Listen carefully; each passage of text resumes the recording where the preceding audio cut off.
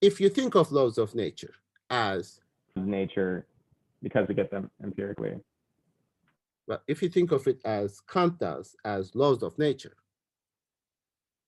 every event has a cause. That's not an empirical statement.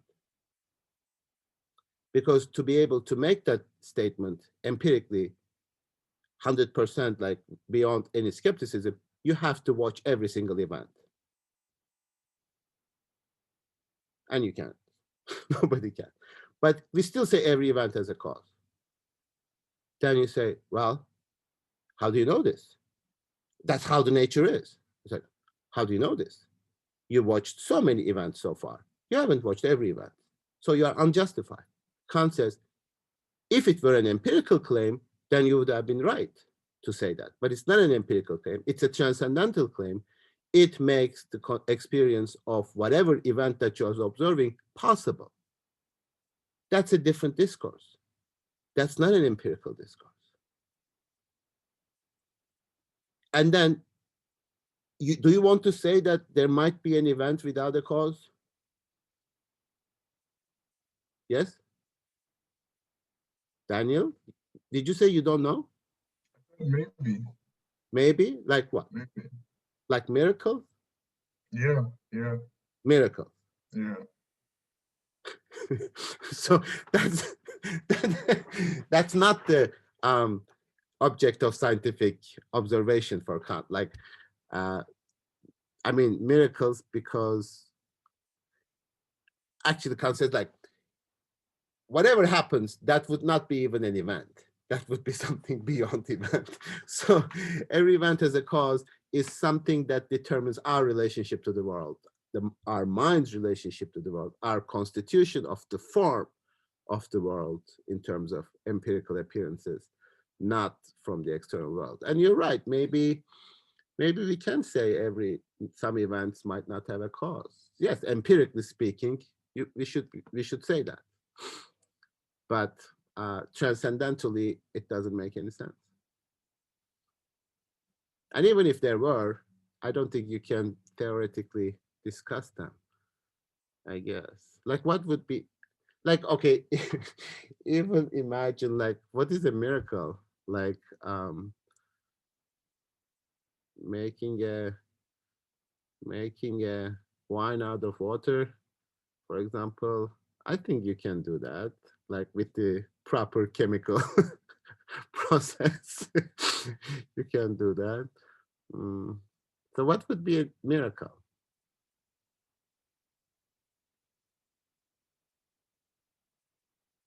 Doesn't make any sense. I mean, in nature, it doesn't make any sense. And that's not theoretical discourse for that. You can believe that, but you cannot make it an object of cognition, because if a miracle happens as a as a as a standard, you have to say, well, I need to see this. I mean, I can't just take your word for it. And if it happens again and again and again, that everybody actually sort of builds an experiment on it, then it's not a miracle.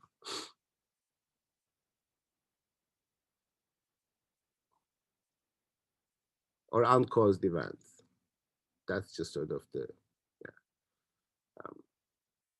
But again, you're right. We don't attribute this to nature, because if it were nature, it could perhaps one day happen. But regularity is something that human mind performs with respect to the form of their intuition. So I don't know. I mean, I keep repeating the same thing, so I'm not sure that it is helping. You need to bend your mind such that you understand this, but I don't know.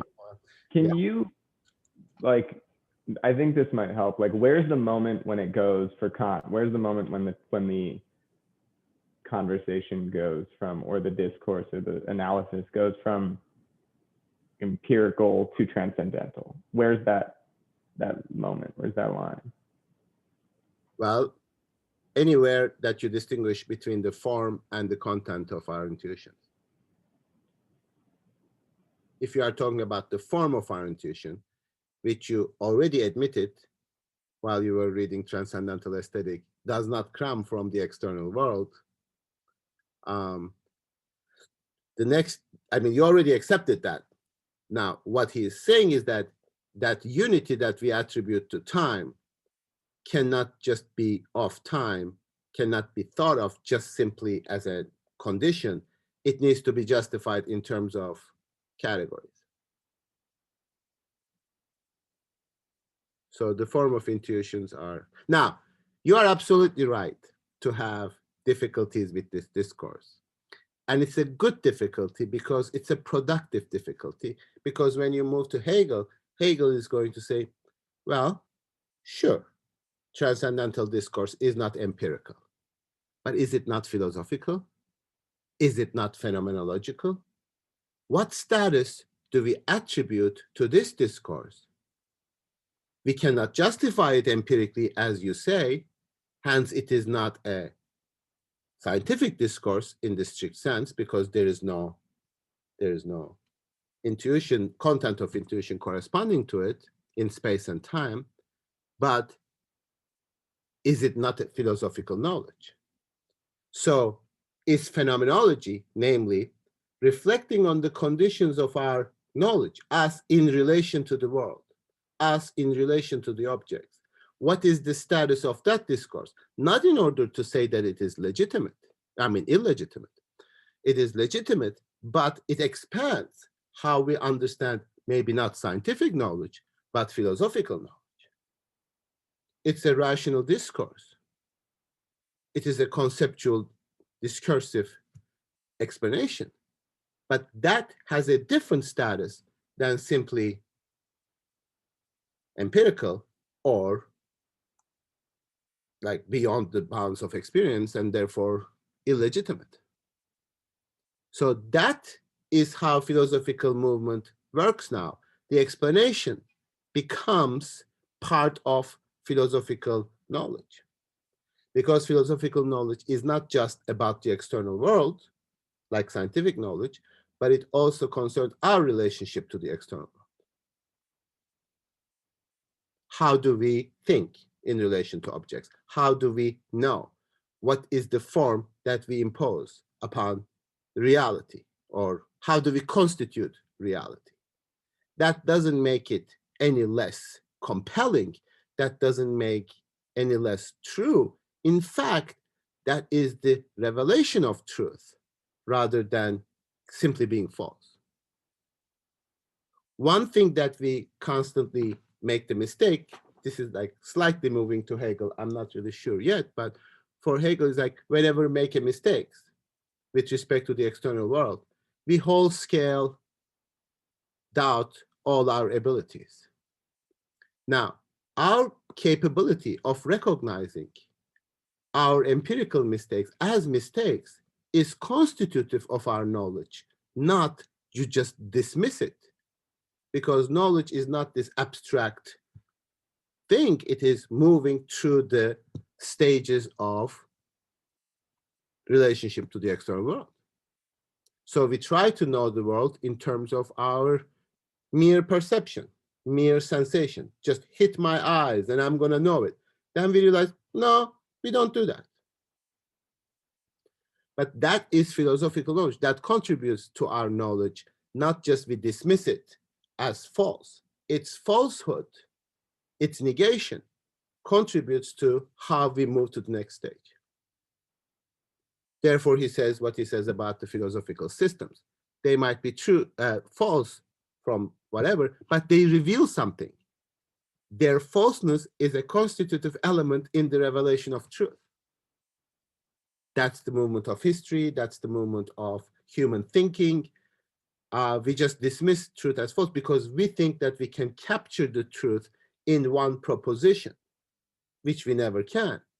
It is the successive revelation of the essence of truth. Some truth doesn't just show itself like in one instant.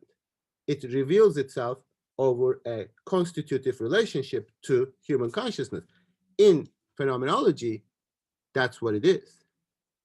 He analyzes, he continues to analyze where Kant stopped and said, like, what is the status then of transcendental discourse? How do we know? How do we know?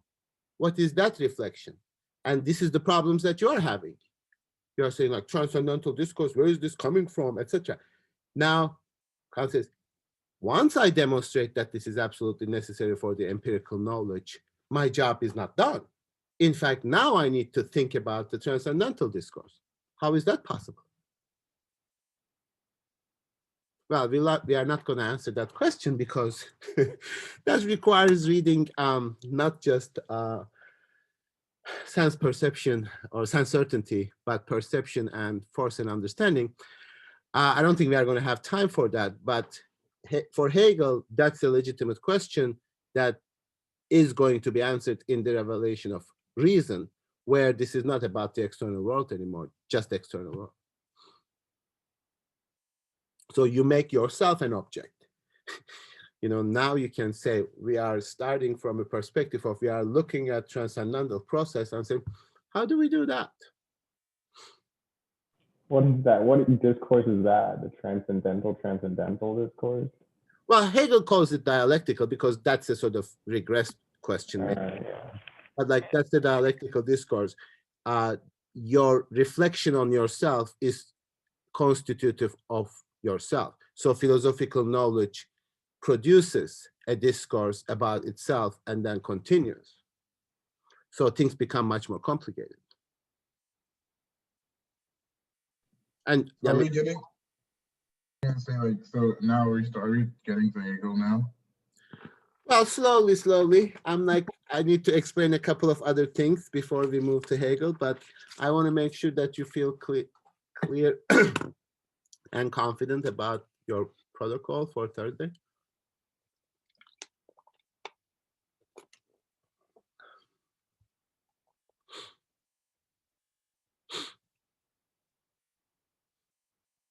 I want to ask you some questions too, with respect to our movement from Kant to Hegel.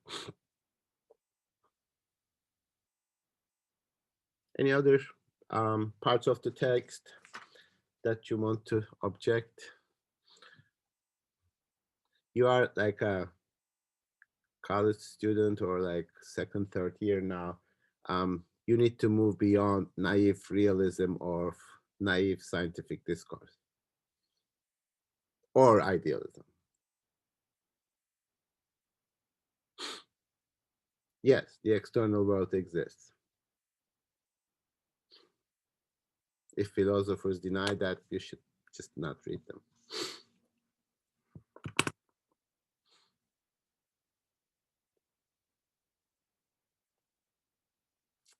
Okay, anything else?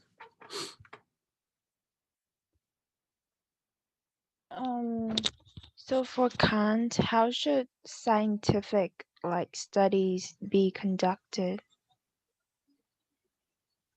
Because you were talking about how it's problematic just now.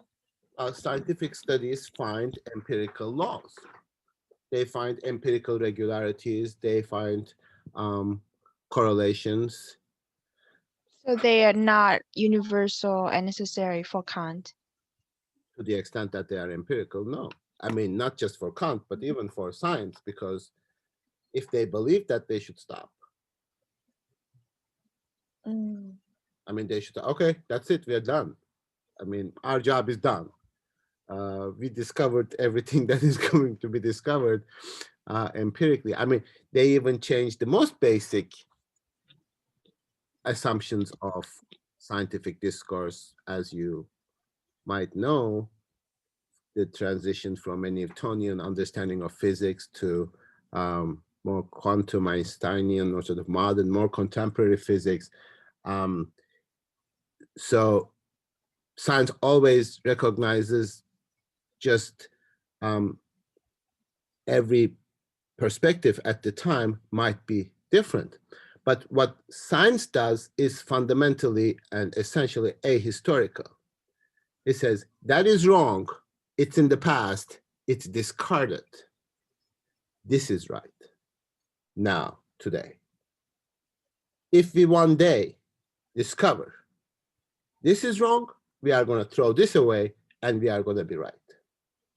But science doesn't see itself how it develops in relation to these theories.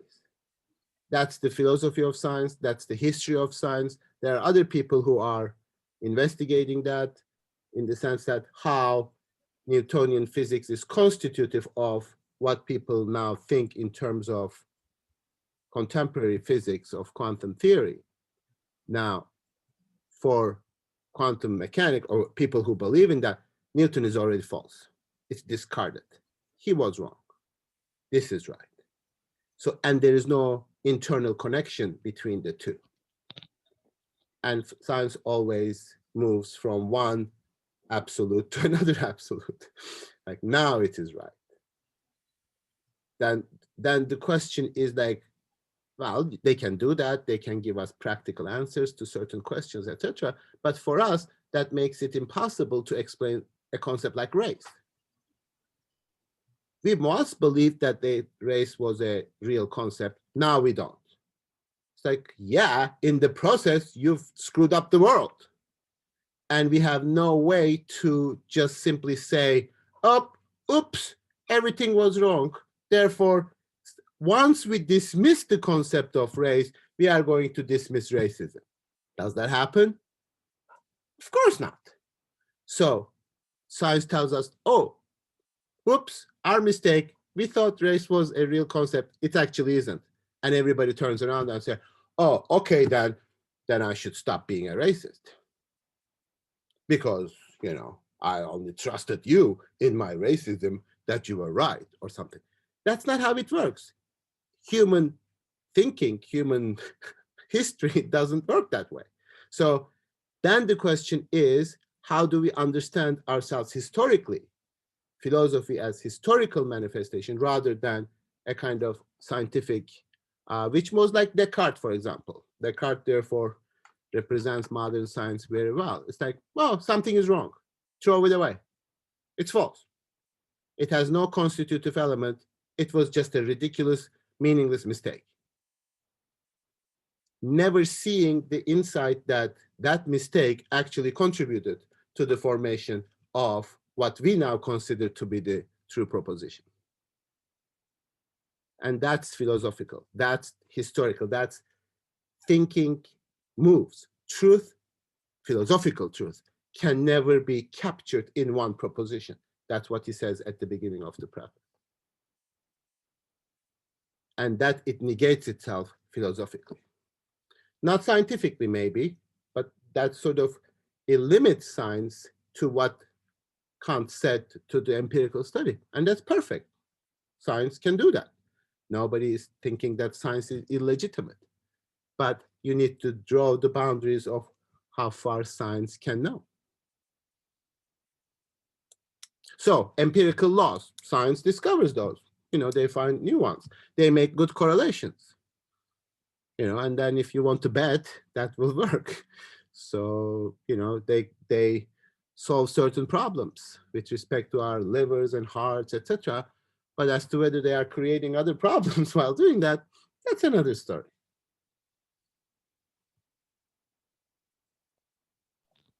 So for Kant, what like to find universal and necessary like knowledge, how do we do that? We investigate the structures of our mind, not the world. Because necessary and universal cannot be discovered like empirically. And that's a huge shift. That's a huge sort of shift in human understanding of the status of knowledge. Because if you are a scientist, and if you believe that you are going to find a necessary and universal reason in the universe, you are not aware of your mind's contribution to that at all. Because even if there is one, first of all, how do you know there is one? How do you not know that the universe is just a simple mistake or completely arbitrary or completely cold without any explanation? Which, you know, given how things are happening in general, especially in terms of quantum mechanics, seems to be more plausible. than an intelligent design. Why do we even say intelligent design? It's an unintelligent design. It's not even a design. It's stupid. It's just mere blah.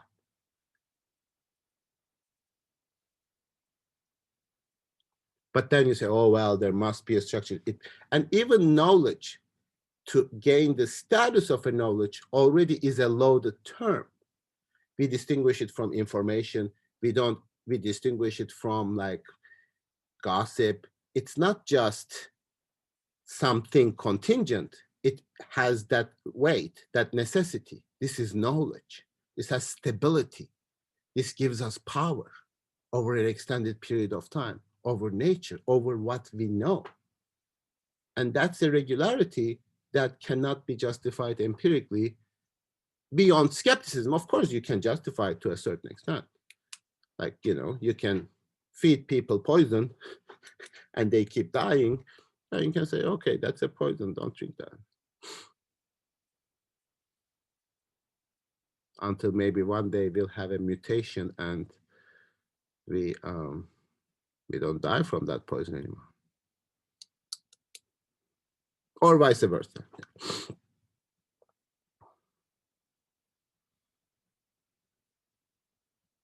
So you already know these.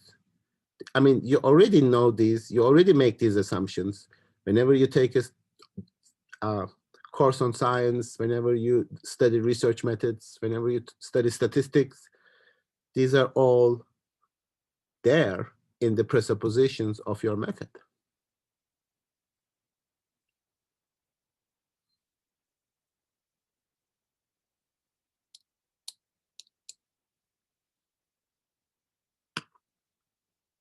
And if you are, some people are satisfied with that, and that's perfectly fine. It's like, so I'm going to know what I know for the time being. So, but what that does is, for personal reasons, for example, to prepare you, just like this. That's it. So the question is like, someone who studies science today, would you say like 15 years from now, that entire knowledge would be completely useless? 20 years, 50 years, whatever. Then, well, then scientists were like, wow, but you are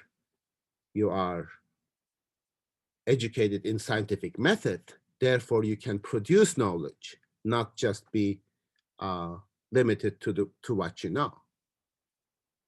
And that's really the question. How is it that we produce knowledge? What is the scientific method, etc.?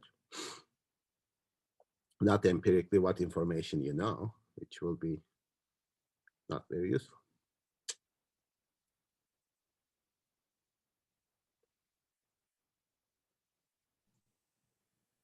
I think this is a good break time. Daniel, you had a question and then we can break? Break? I was gonna ask for a break too, yeah. Oh, break? Oh, okay. Like how long? Like 15 minutes? Okay, let's come back at 10. Further reflect on this transition from Kant to Hegel. The first issue that I love to teach Hegel as, I mean, this is perhaps a little bit artificial, but for our purposes useful, him responding to the status of transcendental discourse.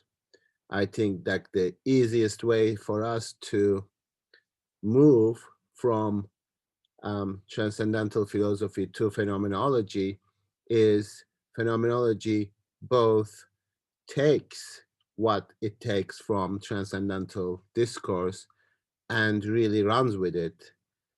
That's a little bit misleading because it also goes to a more fundamental transcendental relationship than the idea of the objects that. So he goes back to sense certainty, for example.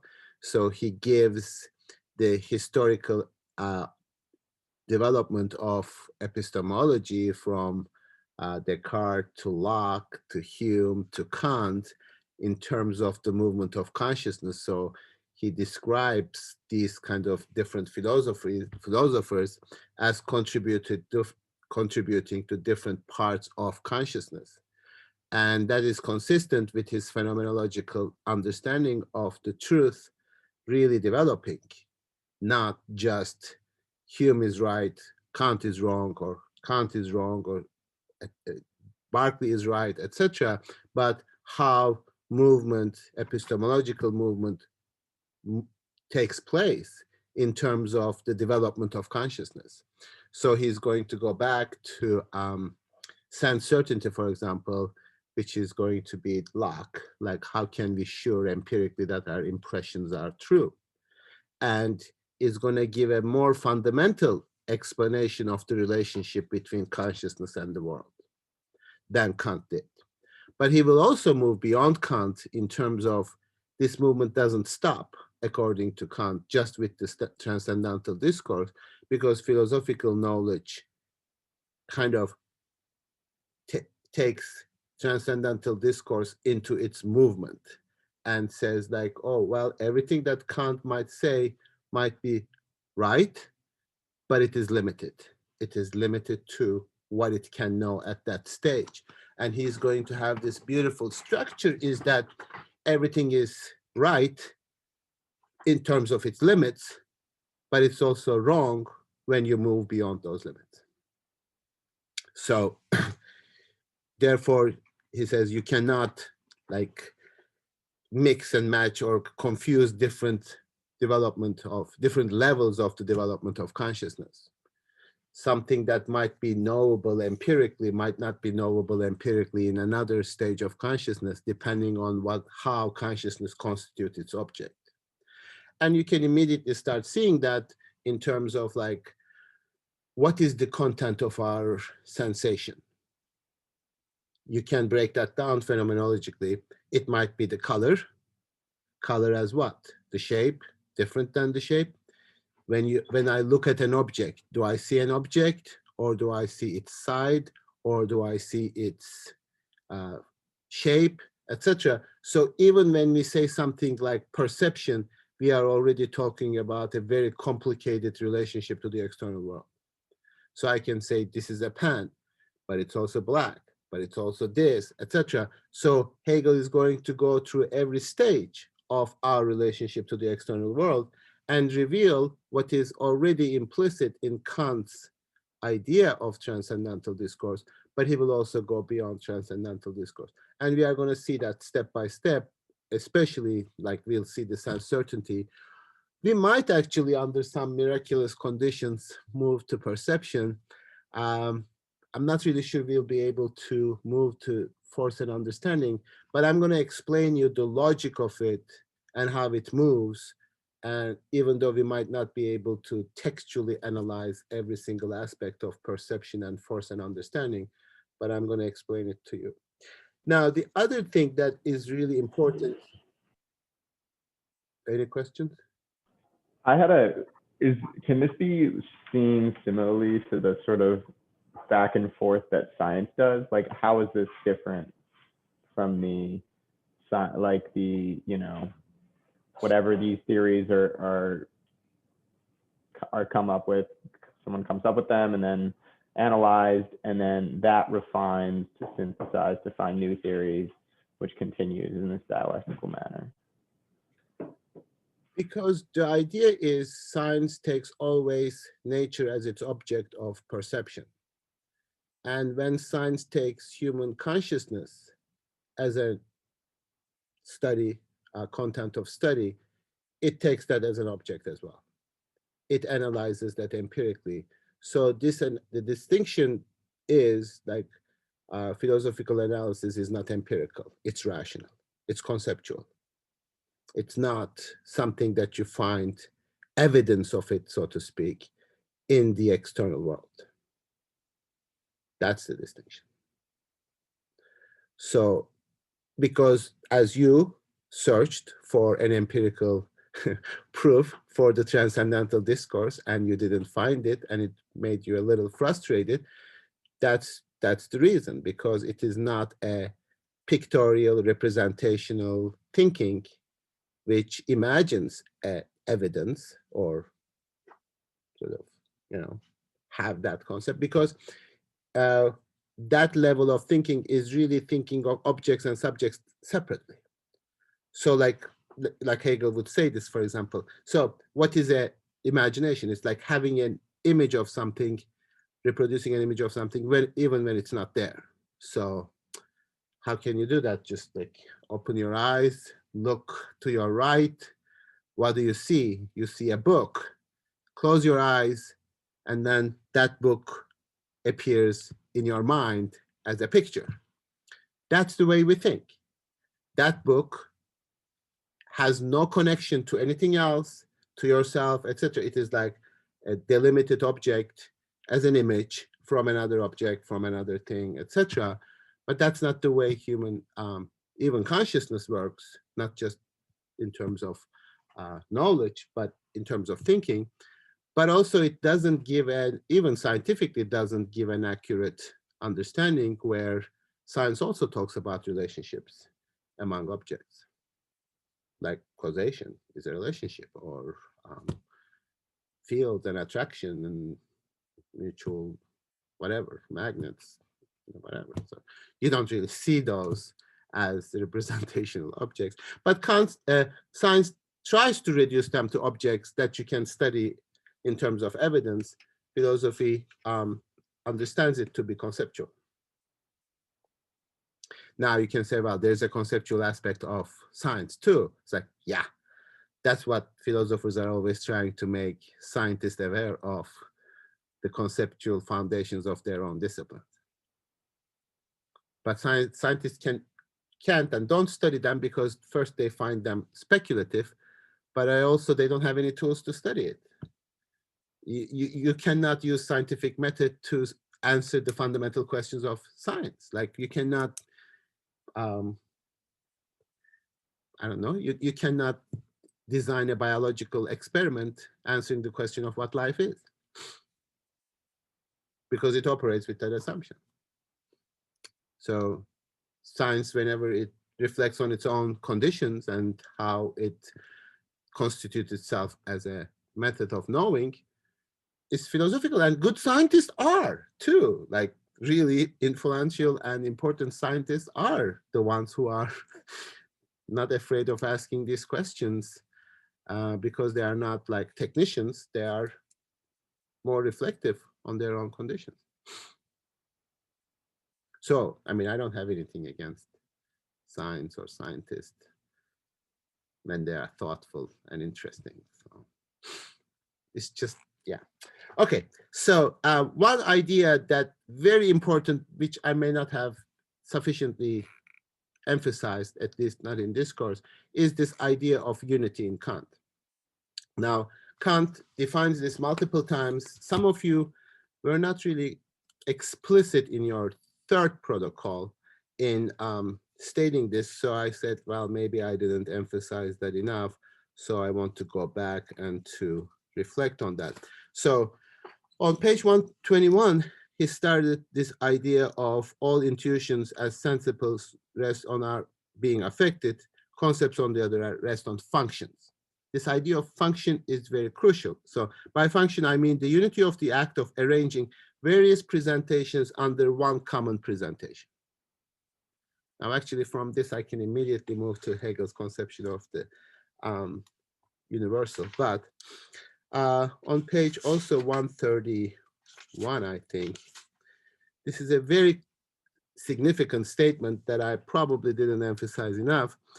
The same function that gives unity to the various presentations in a judgment, I read it, I remember, but also gives unity to the mere synthesis of various presentation in an intuition. This unity, speaking generally, is called pure concept of understanding. Now, let's break this down. What does it mean to give a unity to various presentations in a judgment? Give me a judgment. Give me a conceptual judgment.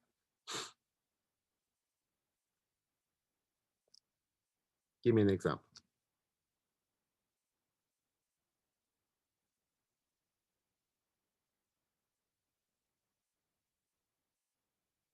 What are you holding in your hand, Will? Phone. How would you put into a judgment? I'd say it looks like other phones and it can call. So You it's a already phone. did it. You already made it. When I said, what is it that you are holding in your hand? You implicitly says, this is a phone. So you put that object of perception under the concept of phone. Yeah. Right? Now, but phone, is phone not already a unity in terms of your perception? Because you are holding it, you are seeing it, you are seeing different colors, and you are putting different things, and that's always the important point. You are putting different things that they don't necessarily belong together. Oh, is that the unity of recognition as well? Yeah. Okay. I mean, we are going to break that down, but the logic is that when you even say pen, you are not only putting this under the concept of pen, where you know at the same time that this pen is different than this pen, but somehow you are ignoring those differences and you are saying they are both pens. But even when you are saying pen, you are saying that the shape, the color, they are different as the content of my perception, but I put them under one object. And I say pen, and this unity of the pen already includes intuitive differences.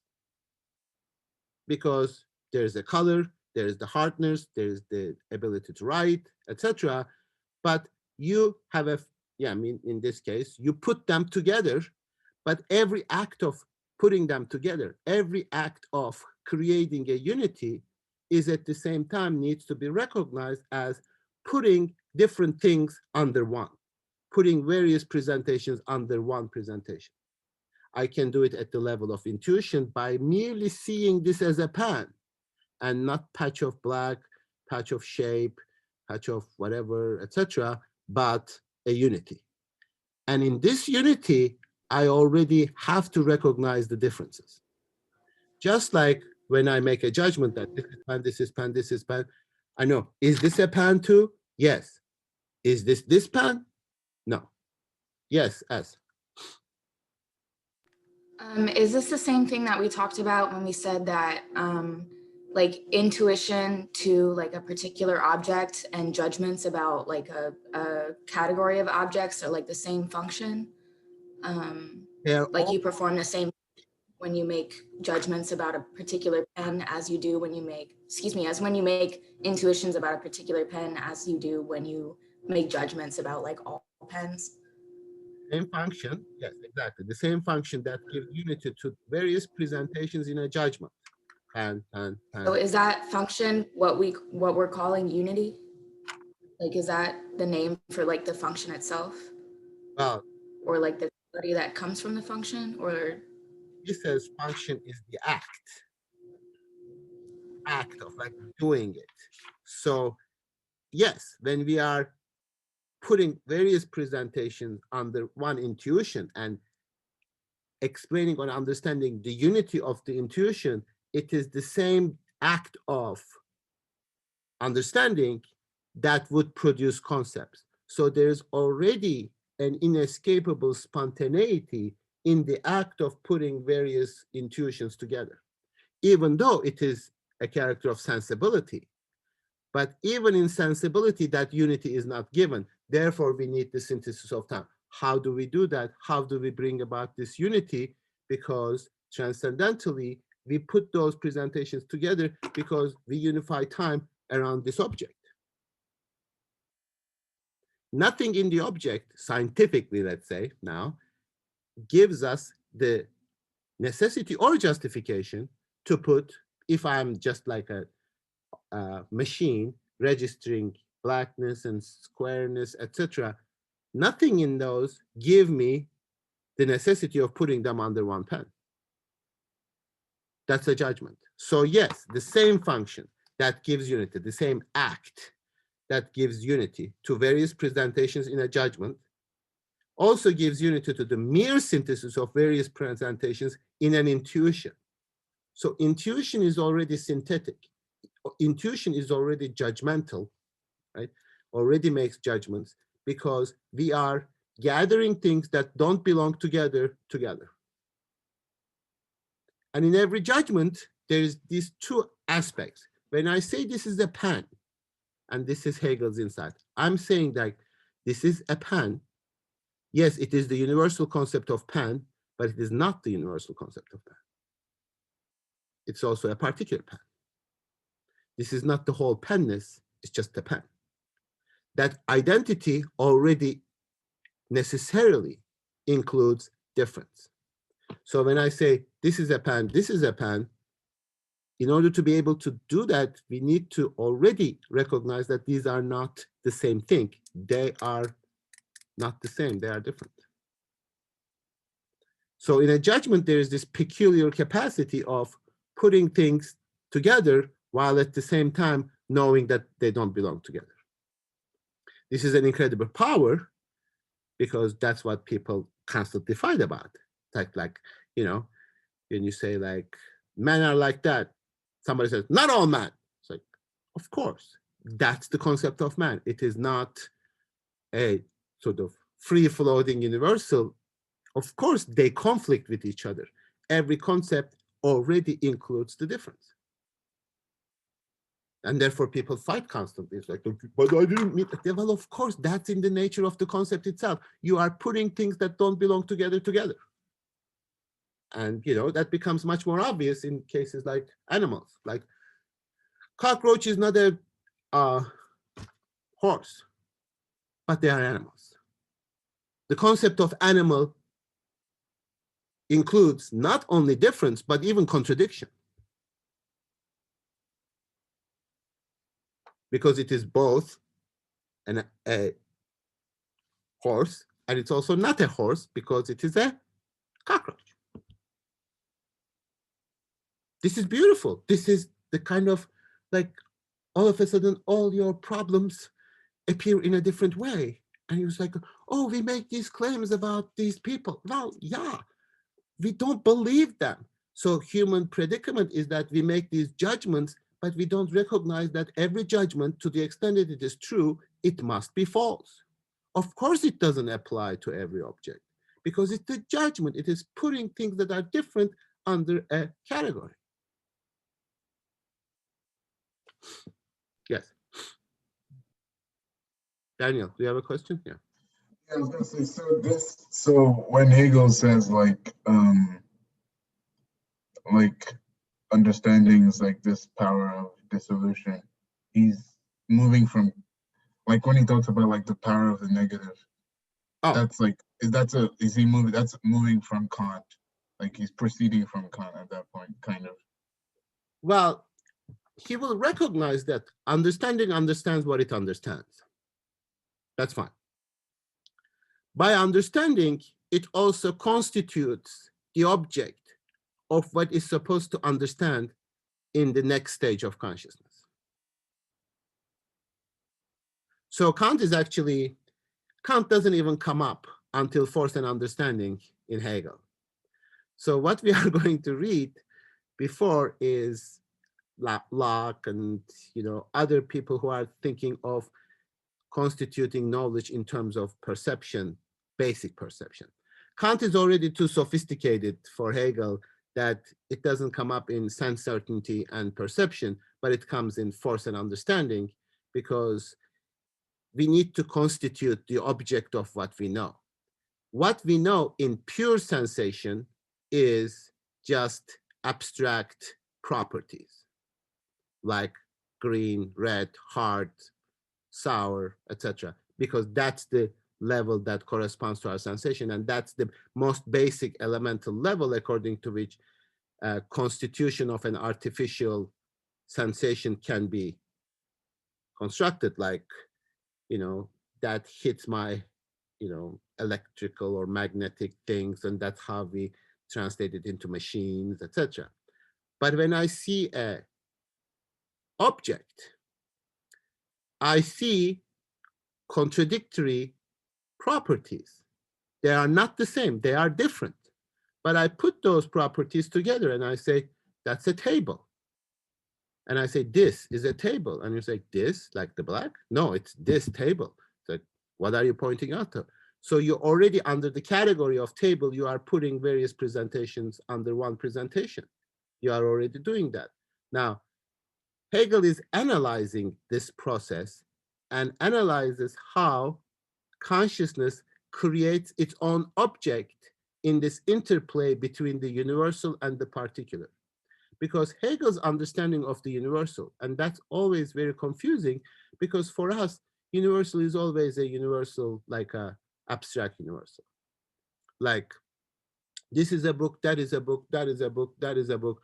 Book is a concept that exists simultaneously with all the other books, some kind of like simple-minded Platonic idealism, like there is a form of bookness somewhere, blah, blah. For Hegel, universal is always the movement, not an object, a movement through various particular instantiations and negations. Universal is this, but also not this because of this. It is this, but it's not also that, but it's that. So it is this movement of the negation of the particulars that creates the universal. So universal is not this sort of problemless kind of totality, it is the movement through the particulars. Therefore, whenever we say like, when we make abstract universal statements like all Turks are great, all Turks are terrible, they are both true. Because, and you use Turk as a universal, that there is a mediation of the negation of the particulars. But we'll come to that specifically in the context of now, like when he talks about in sense certainty. So for our purposes, what I will try to do is I'll give you some time to read and catch up, like to read ahead, because some of the things that we are going to discuss is going to come up later, but I will bring that up here, etc. So this week we'll continue with the preface, but try to finish until the end of sense certainty by next week. And there you won't be any more reading. That will be it. So keep reading the same thing. That kind of circularity will help. So that's our strategy. So you only, in this text, you have to get to page 66. And in the other text that I'm going to give you, that might be even shorter. I'm looking for a second. Yeah, it's 68 actually. Yeah, it's 68, 66, the same thing. Yeah. Wait, Fareed. Yeah. I have a quick question on, this is back to Kant. The function that you were talking about, that gives unity to various presentations while at the same time like distinguishing them from each other. What does Kant call that? What do you mean? Function? Does he have a name for that function? What do you mean? Like function is the name. Oh, okay. He just calls. Okay, it's kind of circular in Kant. So I read from the text. By function, I mean the unity of the act of arranging various presentations under one common presentation. The unity of the act. Now, that already opens up the question that he implicitly raises here and then explicitly answers later. I have to be the same unity. Have to belong to the same unity while I'm doing a judgment. That I try to explain this in terms of Cartesian gesture about like, I know this is the same wax because I am present throughout all these changes. And when I make a judgment, I also assume that I'm the same consciousness that makes the judgment. the beginning of the judgment and the act of the judgment, I'm the same. I'm not a different person. So it's a little bit solipsistic. Solipsistic? It's the opposite of solipsistic. Because How? I don't even know whether I exist without making a judgment with regard to the external world. Kant has that. Maybe Descartes is a little bit wobbly in there because he doubts the perception completely. But Kant says, I cannot even recognize my own unity unless I'm making a judgment with respect to the external world. So you cannot even be solipsistic without not being solipsistic. Because like to recognize yourself as like only in yourself, you need the other to contrast yourself. So solipsism is like, no, he's not. Not possible. I mean, do you see the paradox? Like solipsism is like, oh, is it just me? Can I go outside of myself? That question already presupposes that you distinguished yourself from something else, which undermines the whole issue of solipsism. But if by that you are meaning that you are self-reflective, if that's what you mean by solipsism, like you are reflecting on your own thinking or perception, yeah, absolutely. I mean, yes, we are.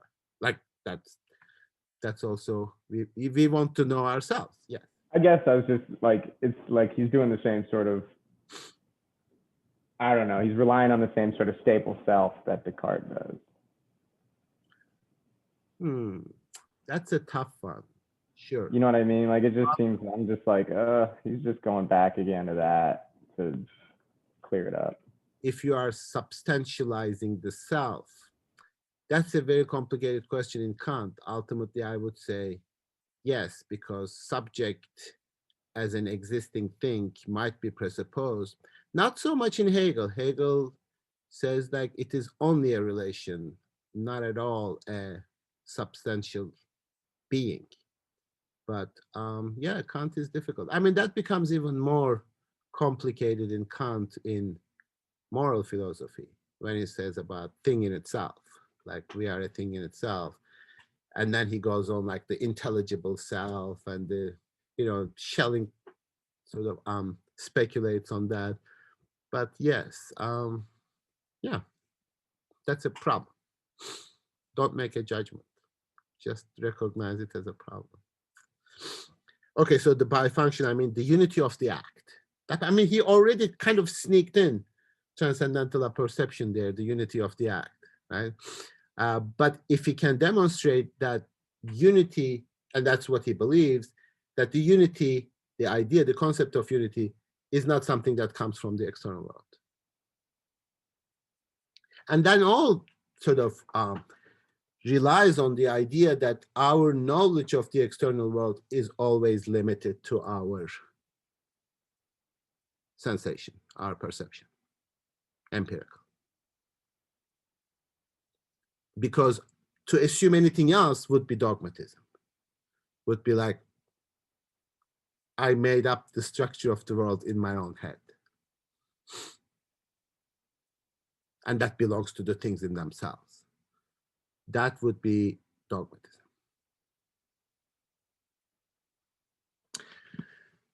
Okay, any more questions about Kant, your protocols? Yeah, Fred, when he talks about nature as having or being an unity, that's because like we don't see nature outside. We need our unity to see the unity of nature outside, right? Does that make sense? Well, that is true of every concept in terms of unity, but especially nature, sure. Like, because all you have through empirical knowledge is parts, particular things, and somehow I don't see that this tree is connected to something else in the world. I don't see that. And that by nature, if you mean just the sum total of things externally, that's one thing. But if you are talking about a symbiosis of different parts, like people talk about ecosystems, etc. I don't see ecosystem. Like I see a bunch of trees and water, but that ecosystem is kind of defining a unity. And nature, in the last analysis, if you are using it as a concept of the unity of differences, because nature is multiplicity. And when you say a concept, that's nature, that's nature, that's nature, etc. And then that becomes a unifying concept, yes. As opposed to culture, for example. But then you say, well, culture is also part of nature, is it not? Like, it's what we create. And we have this very sort of ambiguous relationship to nature. Like, do we belong to nature or not? Do we know nature in a way that other beings in nature don't know? Does that completely alienate us from nature? Or what is our relationship to nature? Part of, like, I have a body, which is natural, that I'm going to die and become part of the nature. So what distinguishes there is the consciousness, really, in terms of our relationship to nature. Now, both Kant, to a certain extent, but Hegel definitely thinks that consciousness is constitutive of nature. Reason is not this kind of absolute opposite of nature. Nature in human consciousness reveals itself. So it's a reality, it is the truth. It is the truth of a piece of marble to become a sculpture. That's not unnatural, that's what human mind and hand contributes to the revelation of nature. That's Descartes as well, right? Like, we need to find in nature, like, something that reveals itself. That is who you said? Descartes. Well, if anything, perhaps Descartes establishes a more strict opposition between nature and consciousness with the mind-body issue. So that body is what belongs to nature and mind is something more kind of outside. So yeah, these are, but to the extent that it's a concept, to even name it as nature, we put together things that don't necessarily are the same thing, putting various presentations under one presentation. That means those presentations are different from each other. So unity is always the unity of opposites to unity of differences. Even in our judgment. Even when I make this judgment, when I say this is a pen, I am already making a unity and opposition. This is a pen, but it is a pen that's different than other pen. But they are both pens. Whether I like it or not, that judgment already has that opposition of these two against each other. Is this a pen? Yes. Is it the pen? No, because this is a pen too. Are they separate? Yes. Are they unified? Yes, under one pen. I mean, a very simple thing that you do every day, if you analyze it, it becomes fascinating.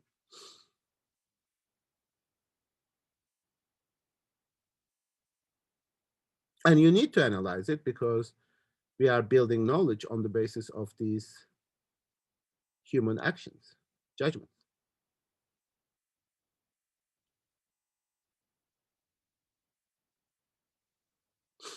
You seem to be a little overwhelmed. Any other questions? What?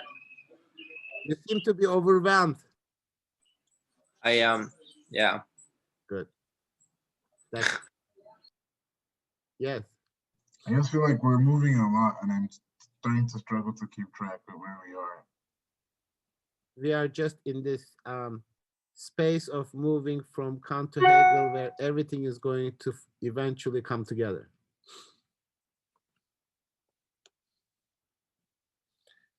Hopefully.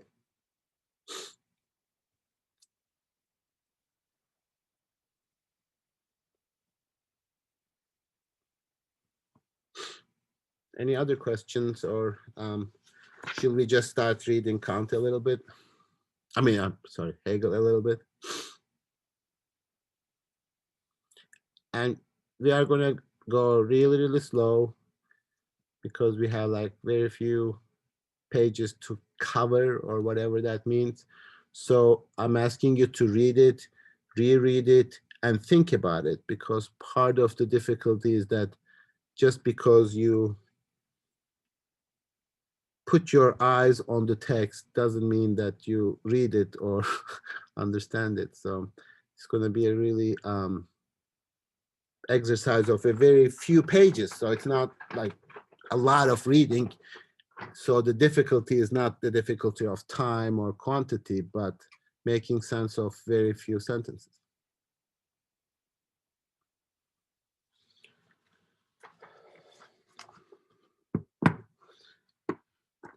Okay, so right at the beginning, he gives a little bit of revelation about his methodology. It's a preface. This is a very famous preface, because a preface in which the very idea of premise is put into question. And he says, well, if I could say everything that I did in this book in the preface in the form of a summary, then there would be no point of writing the book. So it is customary, he says, for in the preface, an explanation of the author's aim, why he wrote the book, and the relationship in which he believes it to stand to other earlier and contemporary treatises on the same subject, etc., etc.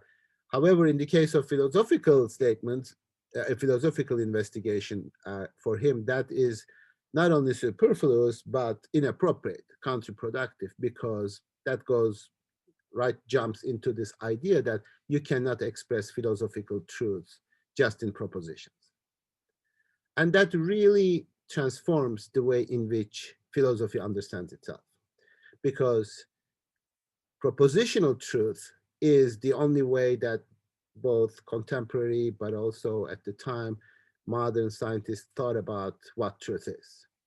Even within philosophy, if you read philosophical authors about the nature of truth, it's pretty much defined, especially in analytic philosophy, as the property of a proposition, property of an argument, and also understood as a correspondence, in the sense that Kant already started our presentations corresponding to objects.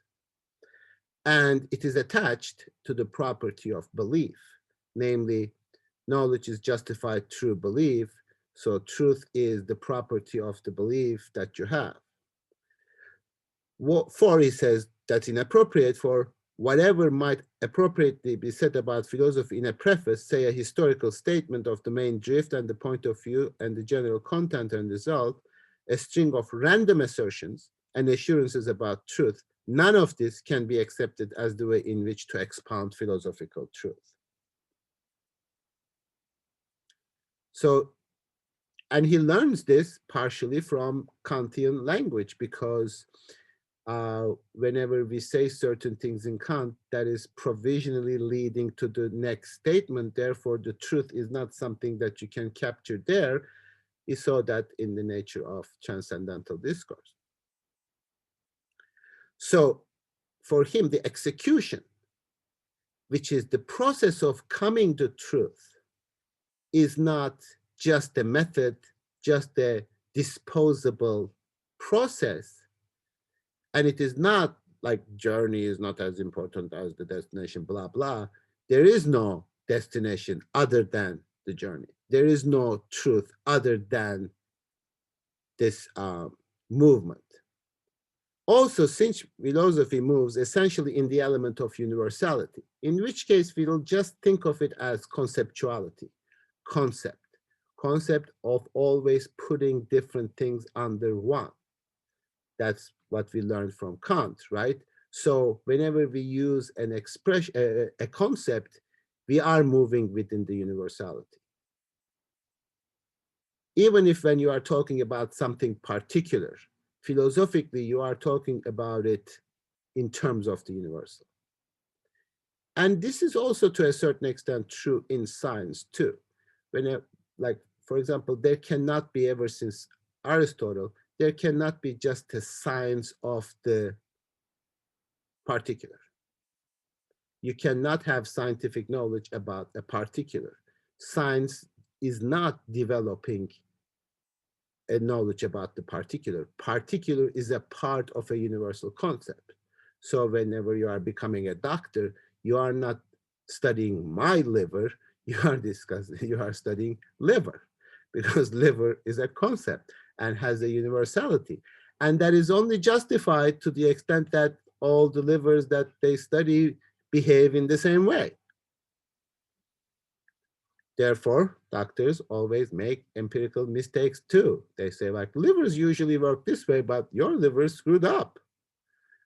So your liver is both the universal liver, but also a particular liver, according to which you are going to die. But I'm not going to say, like, oh, your liver is so unique that as a doctor, I don't know what I'm going to do with your liver. This is such a unique particular liver. I'm kind of like helpless in dealing with yours. We don't have that. We treat it as a concept. But within that concept, that negation is already inscribed. Therefore, you go to the doctor and you want an answer. And they say, well, usually we do that. Brains usually work this way. Hence, you have a 95% chance of living, but 5% of the brains die as a result of this. So that already there, it was like, what kind of necessity is that? Is it universal or not? Just tell me the truth. And they say, well, it's a concept. I cannot guarantee that it's going to work in the particular. Therefore, there's already an opposition, negation, difference inserted in the idea of concept.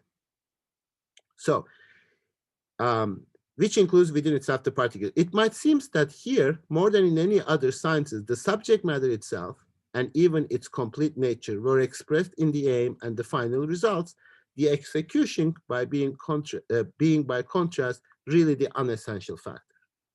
So go home, study this, and give me an answer. That is not a philosophical knowledge, because the coming to that, whatever the answer is, and in fact, that answer is going to be false at the end anyway, but coming to that point is the philosophical truth. The movement itself is the truth. The revelation is the truth.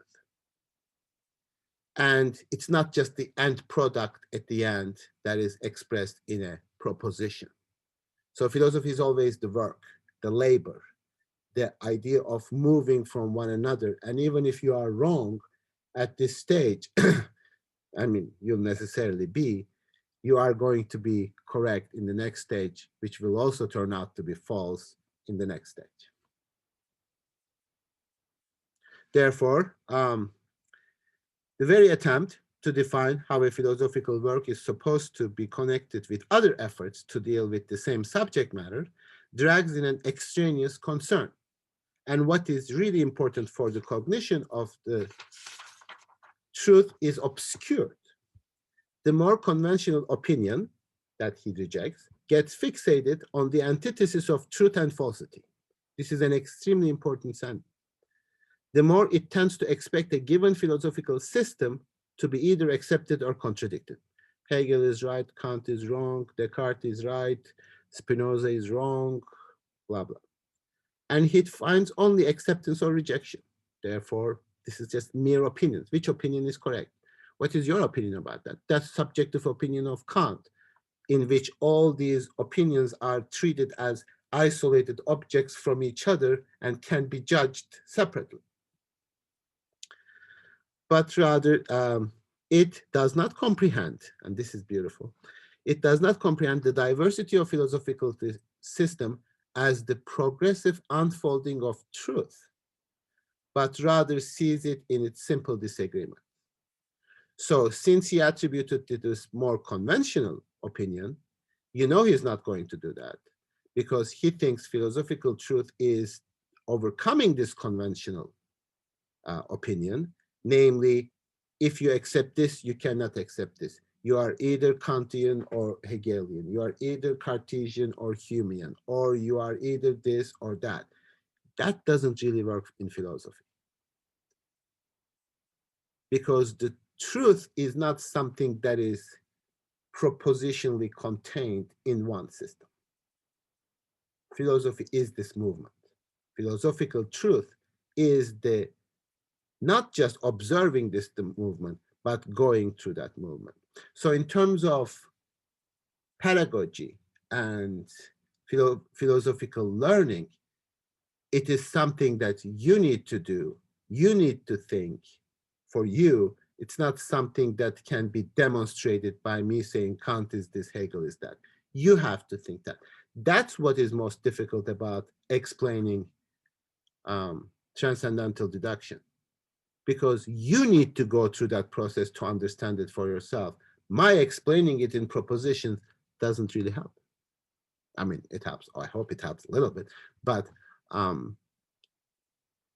that's what philosophical truth, how philosophical truth manifests itself. Now, of course, we do not go back and repeat the same process again and again for Hegel. So he does see a kind of historical unfolding of truth. So is Descartes right? Yes. Is Descartes wrong? Sure. Is Kant right where Descartes was wrong? Yes. Is Kant right? No. That's really how philosophical thought moves in building onto itself. And the shape of this movement, the way in which it moves, is the dialectic. I always characterize this as dialectic. First, when you make that statement, you negate that. And we are going to see how specifically that happens. That negation itself is negated. And there is a new object issued from that. And that's what Hegel calls negativity. The negation of negation. That's his concept. And negation is inescapable because the structure of the world, the structure of reality, is itself dialectical, not just human being. And then he explains that in a beautiful way. This is the famous example of the bud. So it does not comprehend the diversity of philosophical system as the progressive unfolding of truth, but rather sees in its simple disagreement. The bud, he starts with it, the bud disappears in the bursting forth of the blossom. And one might say that the former is refuted by the latter, right? The flower is not bud. Similarly, when the fruit appears, the blossom is shown up in its turn as a false manifestation of the plant. And the fruit now emerges as the truth of it instead. So if you look at the last thing as the truth, these forms are not just distinguished from one another, they also supplant one another as mutually incompatible. This is beautiful. Like they supplant each other as mutually incompatible. A better translation, maybe.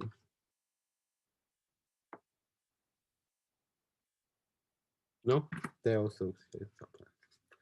So a kind of organic unfolding of truth. So he sees the structure of reality as organically manifesting itself, and philosophical system also manifesting itself as such. That's thinking. They have the same movement, not just same unity, but they have the same movement. So Hegel is not like, there's no end goal, right? Like, I mean, it's all process based. So there's no, although we may be moving more towards or be truth or as whatever, we're not going to end up with the truth at the end. That's a little bit of a matter of interpretation. I think that Hegel thinks that there is absolute knowing in which you are completely separated from the content, which you make it an external thing that absolute knowing is like you are absolved from every content. Now you know yourself. Yeah, and there's scholars of Hegel who interpret him as not having any end results, absolute knowledge not being anything substantial.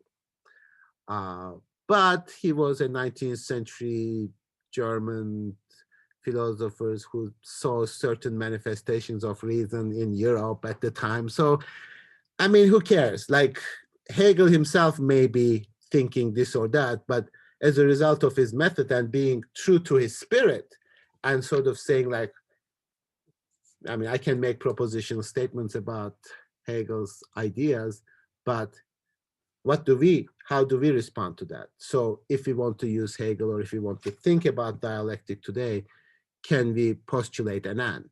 And I believe that we are better off not to. We are better off not to postulating an and process and leaving it open-ended. But what Hegel himself thought, and that's kind of the dilemma that we also had with Kant. I mean, those thoughts, I always believe that don't belong to him. I mean, he just participates in them to a certain extent and explains them to us in a nice way. I mean, to a certain extent, but they are not under the property of Hegel estate. So it's not Hegel's thought. So what Hegel thought and what Hegel must have thought might not be the same. So I cannot answer whether Hegel himself thinks that there is an end, but I believe that dialectic can be thought both as having an end result and not having an end result.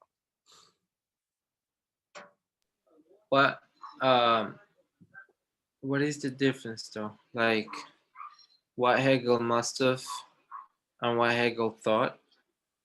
Well, empirically, he might have thought that, but he could not contain his own thinking, and he came to the wrong conclusion from his own thinking, which will be revealed subsequently in the thinking of other people. I mean, that is consistent with his own understanding of philosophical truth as well, right?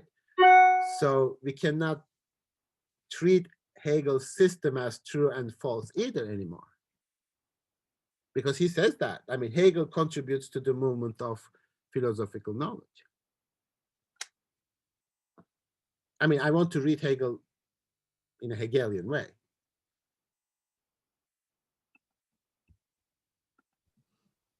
Yeah, I guess like for me, the part where he later, like where he talks about like formalism, that section seems a bit to suggest to me that like that he's not really for this sort of end, like be all end all type of thing.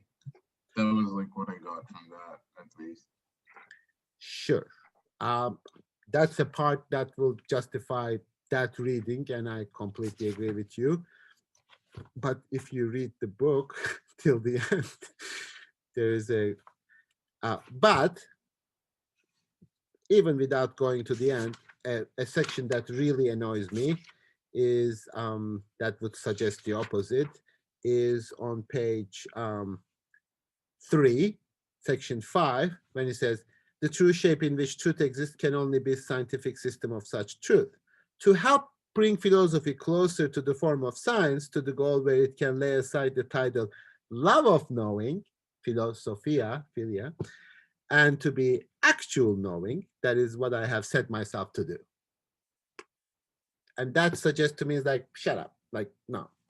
Like that maybe goes with Will's idea of like, there's an end to this actual knowing. Now, in actual knowing, there's really nothing to know. So it's an absolute knowledge is just means like there's nothing, any object, no more to know other than the complete unity of being and thinking.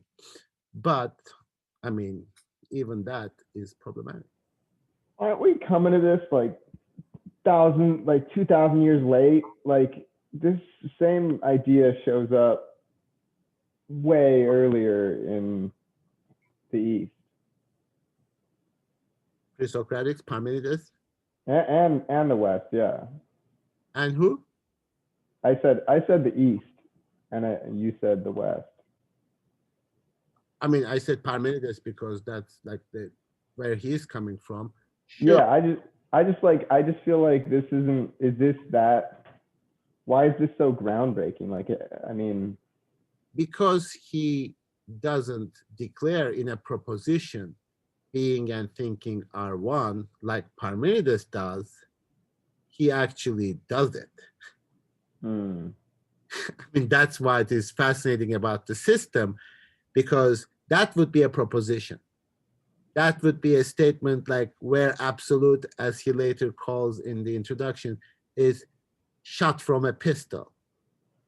But that's not philosophy. That's just pure speculation. But he actually thinks that he demonstrates that.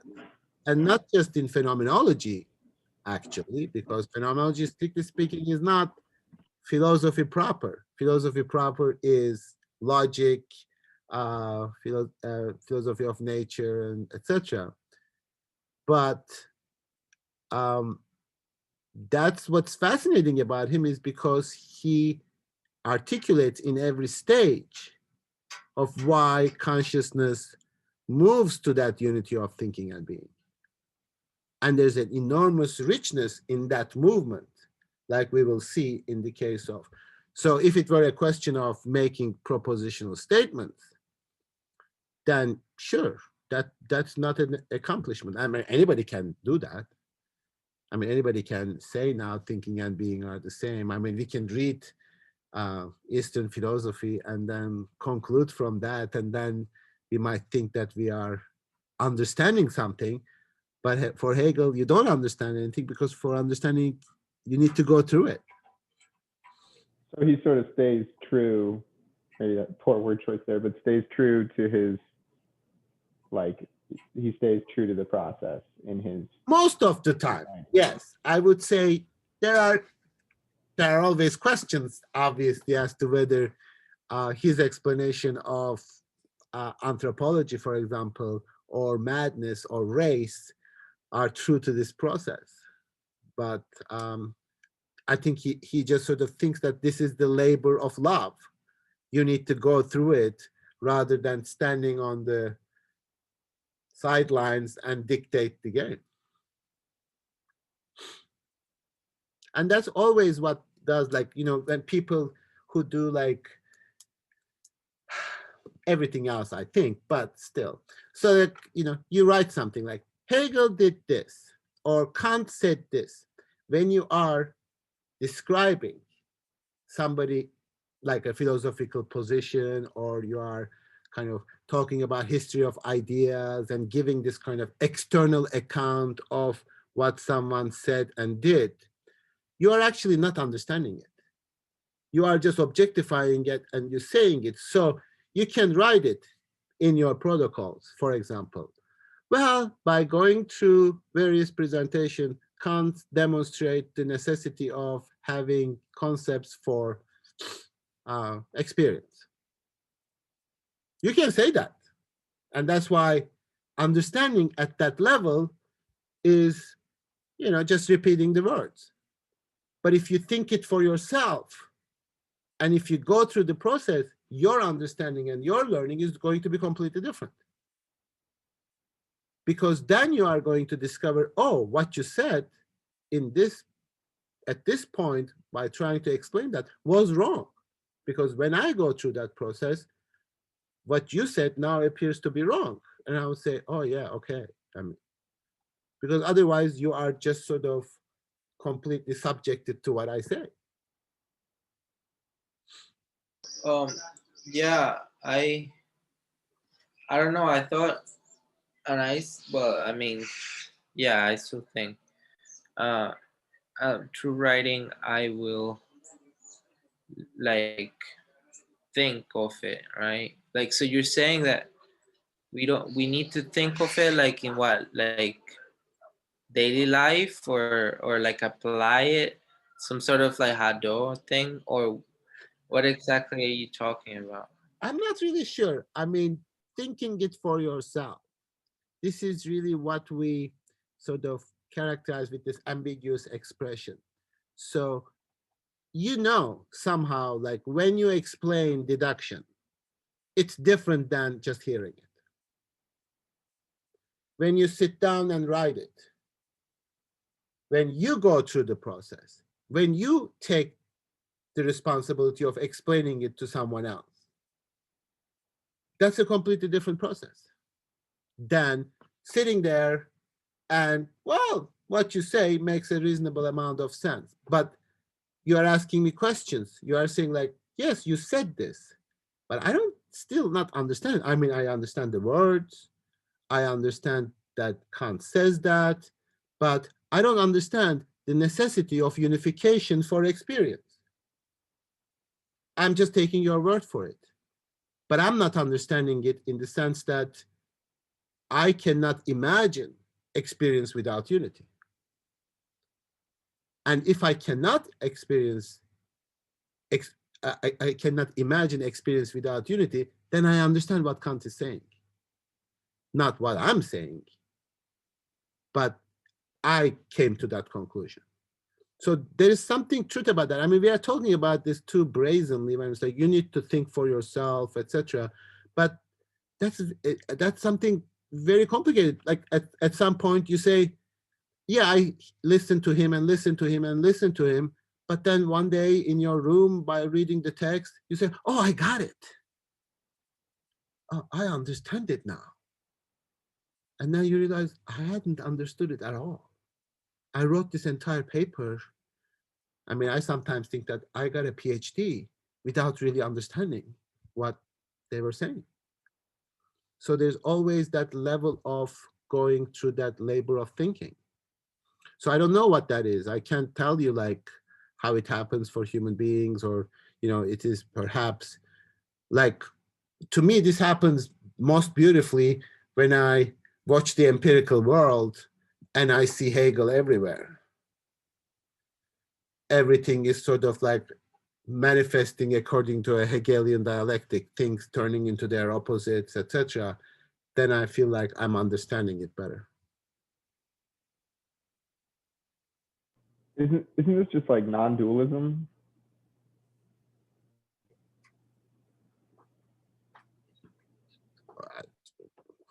Sure.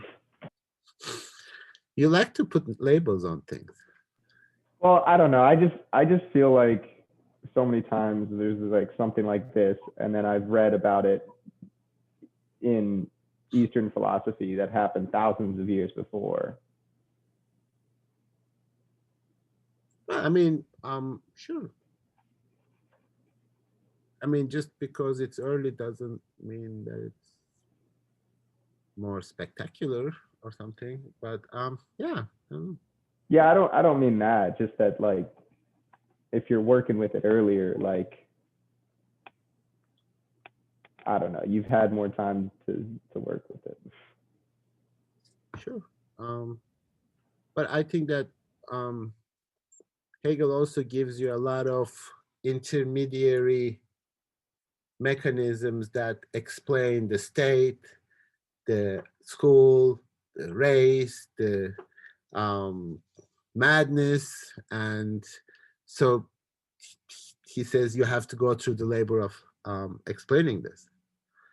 So you can't just sort of sit at the corner like thinking and being are the same, and then if you need to, like, no, I mean that doesn't really, like, you know, that's sort of like Western interpretation of Eastern philosophy, or sort of like you become a wise person and then say things, and I can't stand that. Like with this affect tool, it's like everything is an illusion. Shut up. So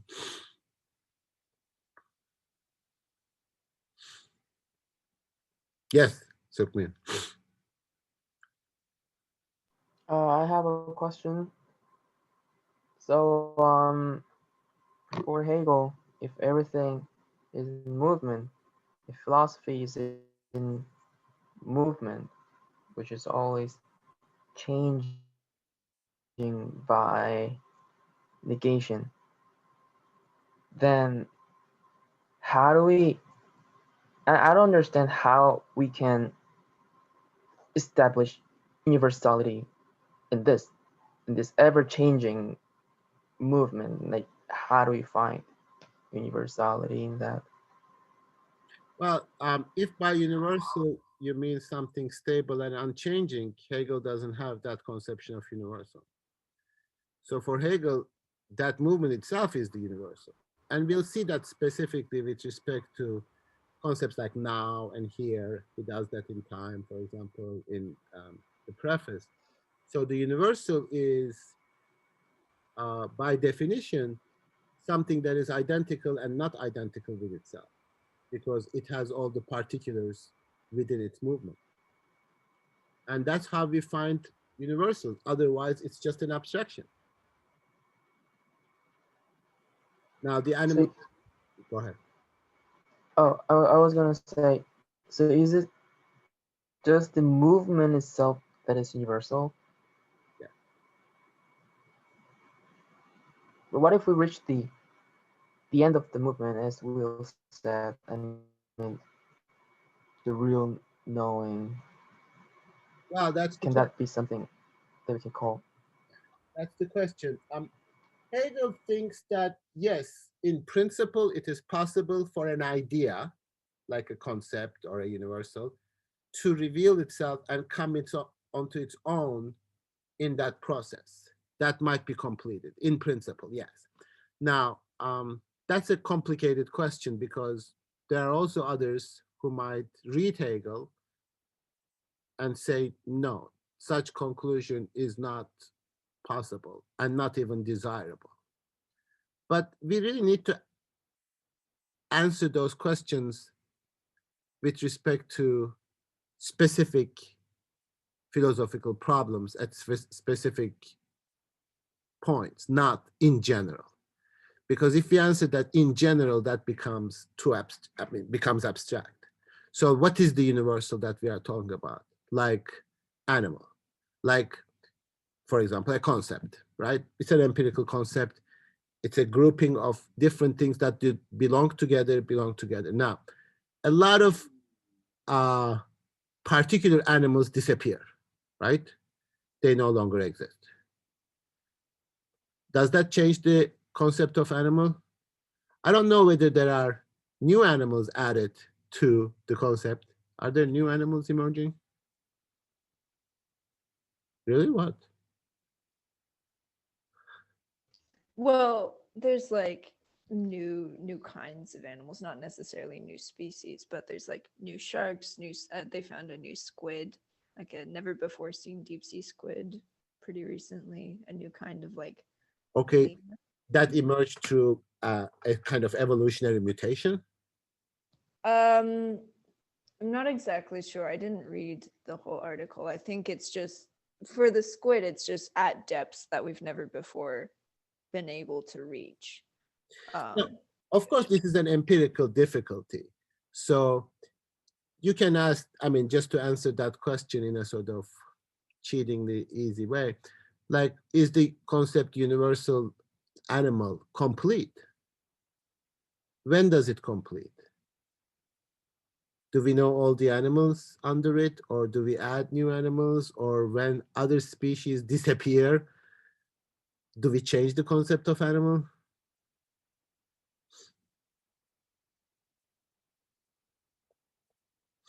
I don't know. I guess that's specific to that issue. Like, what interests me a lot nowadays is the concept of race. Is it complete? Should we use it? Should we not use it? Is it possible without using it to stop using it? That's a specific difficulty with respect to the specific concept. And human rights, like that sort of universal human rights, are they universal? No. Do they assume that all human beings are the same? No. Do they postulate opposition among human beings? Absolutely. So is it universal? Yes, but no. So that's another concept too. But for Hegel, the issue is that there's always a negation within the heart of the universal. Actually, universal is the process of negation. So it's very different than the way in which we understand universality of the concept in which the particulars are falling under it. That's what Kant said. The concepts are that there's a concept and then the others are falling under it. That presupposes a kind of simultaneous existence of the particulars and the universal, which is a specific way of reading Plato as well. That's not, that's not the way we need to think about the universal for Hegel. So it's not unchanging, it is changing. It's a movement. And it should change, because like, if we are searching for this like ultimate stability, that's really against the notion of thinking.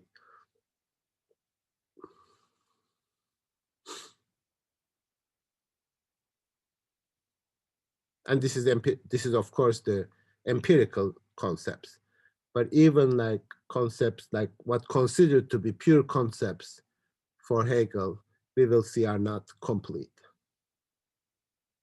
So he doesn't have a table of judgments, table of categories, etc.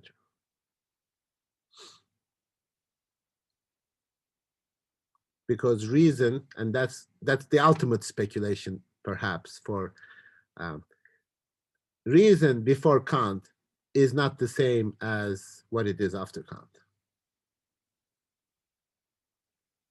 Because in the process of investigating yourself, you are issuing a new object to be studied. That's the movement of dialectic. Great. Like the place you pointed out about like the shift from love of knowing to actual knowing, right? Uh-huh. And then, yeah, I was still thinking about that, because like later on when he talks about like, I guess like maybe even that doesn't totally suggest this like completion, this idea that the movement has completion, because of like when he later goes on to talk about the power of the negative and sort of like non-actuality and staring that in the face, and I think like if you like reading those together as well maybe suggest a bit more convincing that this movement is not like it's not like a closed movement kind of thing. No, I agree with you. I mean, sort of, if I don't read Hegel like that, I hate him. The only way that I would like Hegel is depend on how I read him. And I think that I don't read him as like, I don't want to read this. I mean, when I read Love of Knowing, Becoming Actual Knowing, I don't want to read that. I don't want to read that as the ultimate explanation of his gesture, right? Because that to me is like, suggest that's I gave as an example. So, but I don't. I mean, I agree with you that there are various other parts that they don't suggest that we should read him as like a complete system. Yeah. And to me, that's more interesting. So how much did you read? Like, where are you? Like, did everybody read up to page 22? Is that what I suggest? Yeah. No, 24, right? Yeah, 24. Yes? No? Just one person? I got up to 20. How can you stop like 4 pages before? So I know. I think that was the hardest 24 pages I've ever read in my life to read. which one? It was so hard to read. Like the up to 24. Like I know you said they're short sections, but they're really hard sections. Yeah, I know. That's why when I said to you like 66 pages in 3 weeks, you probably thought that would be easy. Right? And that, I mean, that's really the sort of difference between quantity and quality. I mean, those 66 pages, like I tried to teach this book in one summer, like the entire summer, and it's impossible.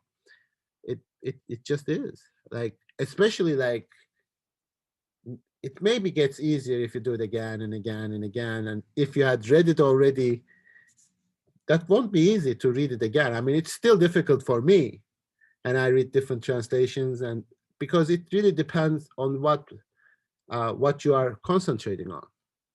So we are not even going to cover those 66 pages. We are not going to be able to cover these 66 pages. I mean, we'll probably get to the end, but there are multiple ways in which you can go deeper into this. So yeah, let's just stay with whatever we read. So number 3, demanding and supplying superficial explanations passes readily enough as a concern with what is essential. Where could the inner meaning of a philosophical thought find fuller expression?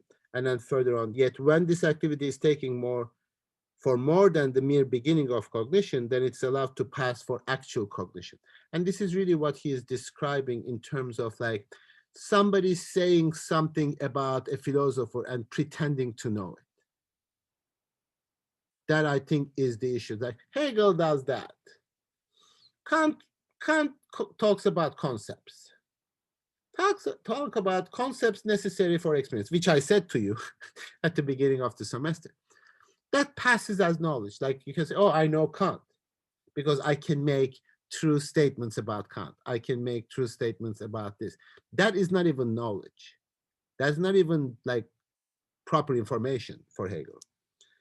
Yet when this activity is taken for more than a mere beginning of cognition, when it is allowed to pass for actual cognition, then it should be reckoned as no more than a device for evading the real issue. And this is what I'm most scared of you doing in terms of like when you say Kant does that, you are evading the issue. You don't want to explain it. You just say it. And you know, as you write, you understand that there's a difference between saying something and knowing it. And that's why I always have this issue with like the idea of regurgitation. Like if you regurgitate, you are simply sort of regurgitating only means like say you can just sort of write your own and purely regurgitate and even be worse than regurgitating because you are merely stating something. But if you try to say the same thing and you know that how you fail, actually demonstrate that you don't even understand it. So therefore, this process is not that it is more important than the result. The process itself is the result. So he goes, then it should be recognized no more than a vehicle for evading the real issue, a way of creating an impression of hard work and serious commitment of the problem without actually, while actually sparing oneself both. And that's like a lot of philosophers nowadays, I believe, to sort of like this kind of image of the philosopher, like talking about these lofty things that I can mention in like proper settings with proper demeanor. This is academia.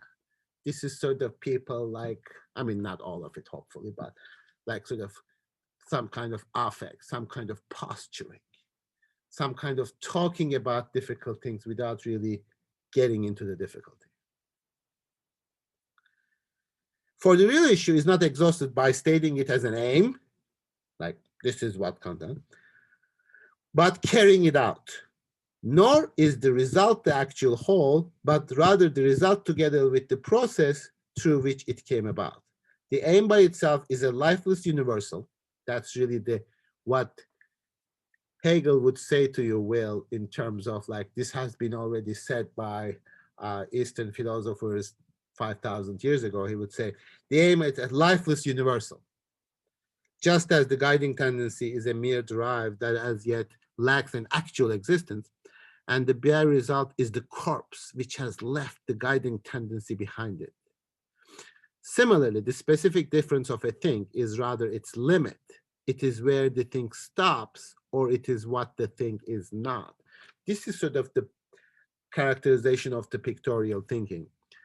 This concern with aim or result, with differentiating and passing judgments on the various thinkers is therefore an easier task than it might seem.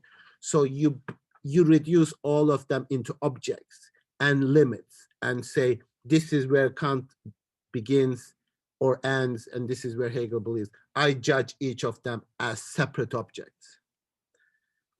For instead of getting involved in the real issue, this kind of activity is always a way beyond it. Instead of tarrying with it and losing oneself in it, this kind of knowing is forever grasping at something new. It remains essentially preoccupied with itself instead of being preoccupied with the real issue and surrendering to it.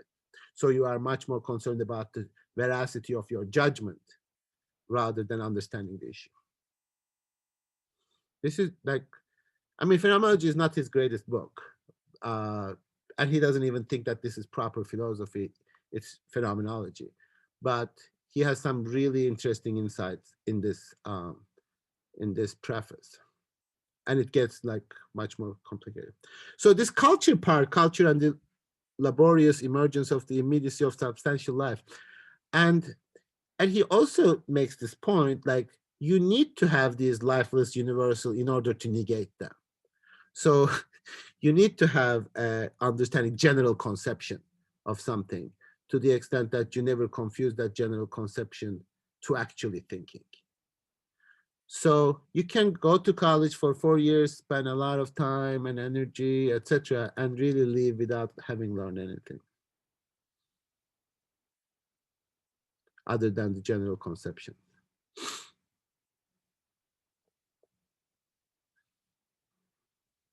But you know that already. Well, not yet, maybe, but you'll soon find out.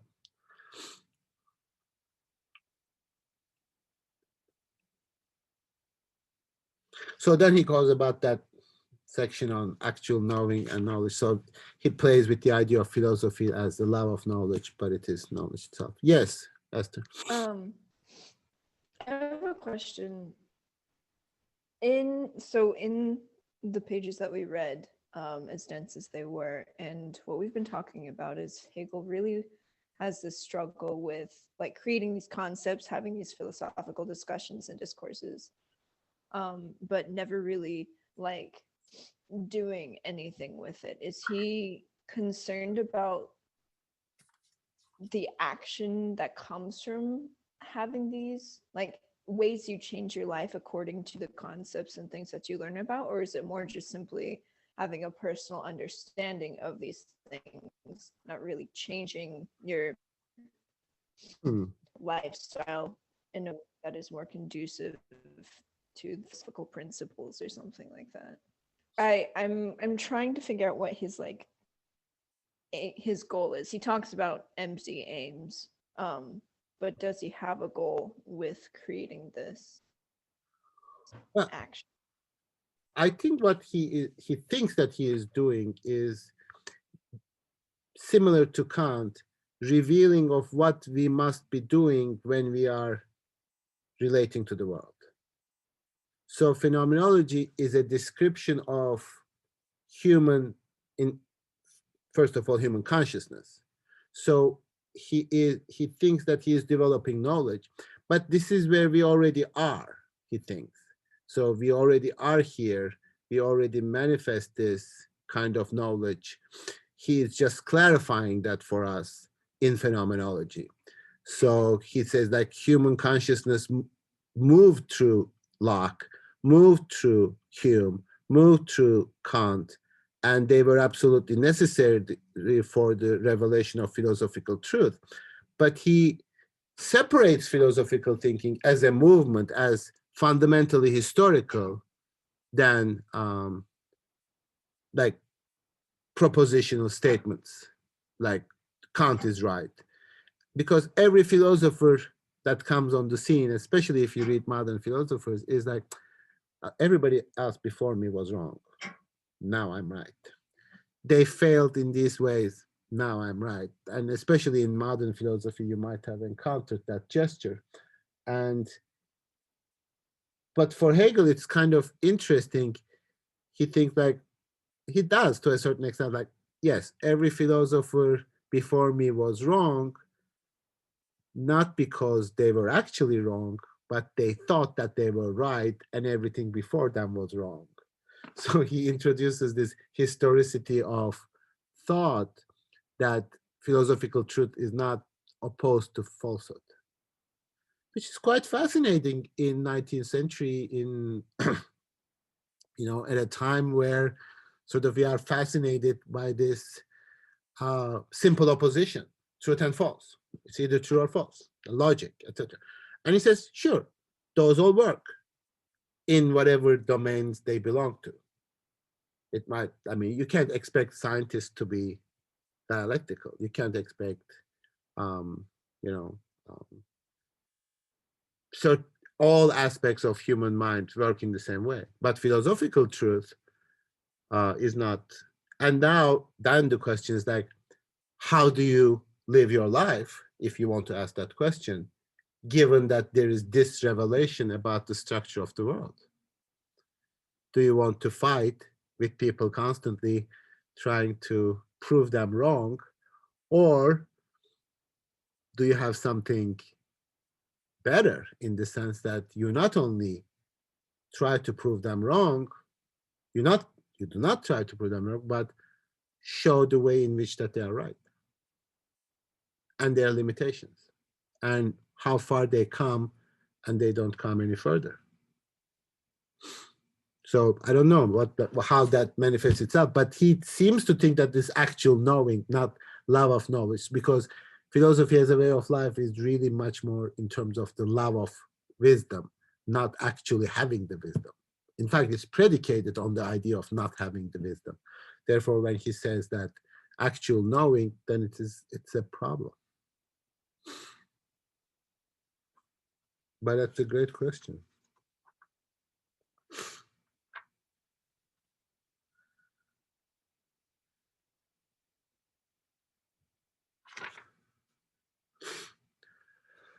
Okay, I'm getting a little tired today for some reason. Any other questions? This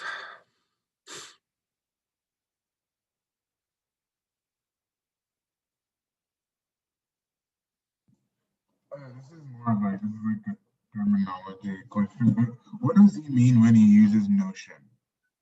Yeah, that's an issue of translation, and when we start talking about that, we are going to look at the German too. So it is mostly like, okay, so in the past there was a comprehensive exam in philosophy, and we would ask the difference of the notion of concept for Kant and for Hegel. So notion, okay, one way of thinking about this is that which might correspond to Kant's notion of concept, but it is not static.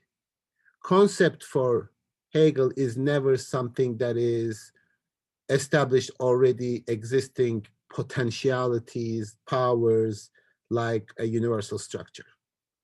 So notion, therefore, is something that captures the truth of philosophical knowledge, but not statically. Not the way in which Kant thinks about concept as universal category. So a notion is like a non-static concept. Are you talking about number 6?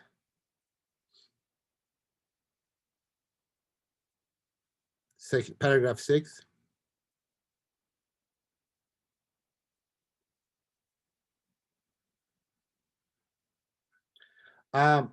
Yeah, this translation uses the translation concept, not notion.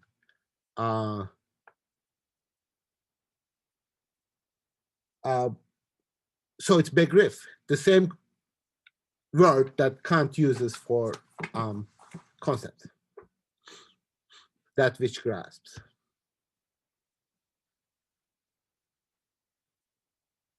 So notion maybe is unnecessarily confusing.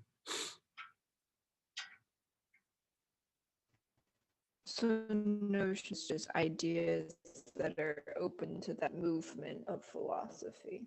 They're not like one concept, but a concept that can move with the changing of philosophy. Well, idea is also complicated because there sometimes it has to be representations rather than ideas. But then the concept therefore must be contradicts. So yes, I mean that's Hegel's understanding of concept is not category. It's not something that is always universal in this abstract universality in the sense of always being the same. No, that's right.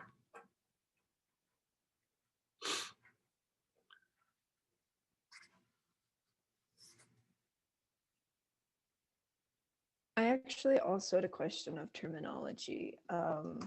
Let me try and find it, but it was when he talks about shape of truth or shape of it's really early on.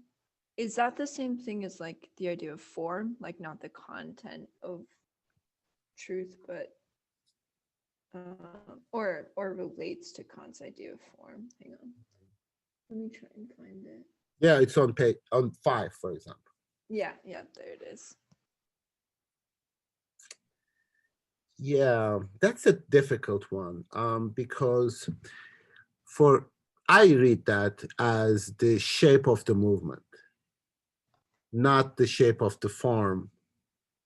Just it's like abstract, unchanging form as Kant would have it, but it's a changing form, it's the content. Now, to a certain extent, we are, okay, so keep all of these in mind. That's the difficulty of reading Hegel, because once we start discussing sense certainty, he will explain the shape of that truth, the shape of sense certainty, what kind of a movement it is. You move from consciousness to the object, back and forth, etc. So that shape is always, in general, dialectical, but it has a particular shape with respect to that specific object that it produces. So object of sense perception is not the same as the object of perception, is not the same as the object of understanding, which is not the same as the object of self-consciousness. So that shape is what defines that relationship. So we are going to see that. Now, if you are a little like if you read the preface and if you kind of like feel like, oh, I don't understand, it's like driving me crazy, jump to introduction. Try to read the introduction. And if introduction doesn't make sense in a little bit, then jump to sense certainty. And whichever one you can grasp, come back to the others later. So I just make you responsible reading the first 66 pages, and we are going to go step by step, jumping back and forth. But you can start with sense certainty. That's fine. It's only like 6 pages, which is if you think that this was difficult. And then introduction is probably the most manageable. Like you can start with the introduction too. But we are going to cover all 3 sections in various shapes and forms, whatever helps us to understand it better. When do we have to read the 67 pages? When? Well, that's all the reading till the end of the semester. That's it. So, I mean, as far as I'm concerned, like read the whole thing by Thursday, and then keep reading it again and again. That's what I would suggest the best possible strategy.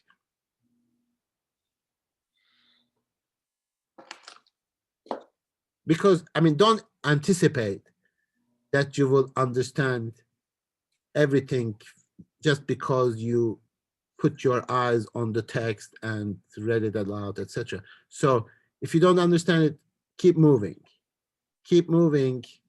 and then come back to it. It is this circular process of reading which is important for Hegel, because sometimes he even presupposes that, because he says certain things that are not even actually what he thinks. He just sort of prepares you for the next movement.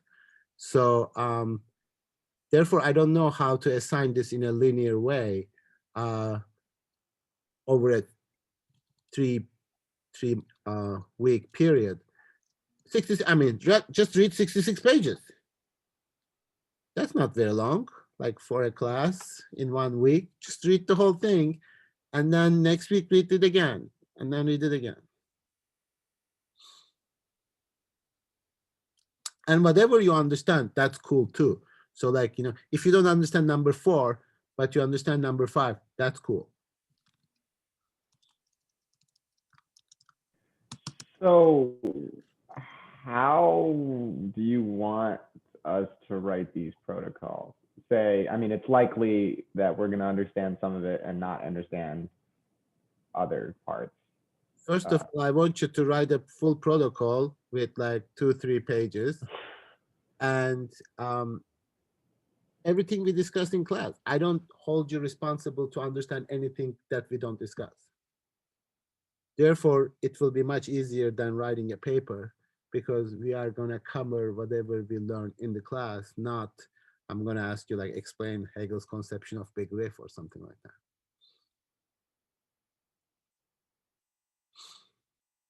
As you have been doing, like most of you still write the protocol the way you write regular protocol. We discussed this, then we discussed this, etc. But like that protocol has this difficulty of you merely saying something without really understanding it. And that's why, I want you to like get your hands dirty, make mistakes, fail to understand, rather than giving me a polished nonsense. So in that sense, is it all right if it's a little choppy, if I like explain something and it just goes to a different? Sure. Choppy. Okay. Yes. I'm not expecting an essay. Yeah. Okay. I don't expect like a thesis statement and the development, etc. So this is like genuine learning, actually. Like that's like genuine trying to understand rather than showing off or hiding it from me while writing, because you say like, oh, if I touch on that, I won't be able to explain it. So I'd rather not touch it. Just touch it. Just go in and get confused. That's fine. Because that falsehood contributes to your understanding.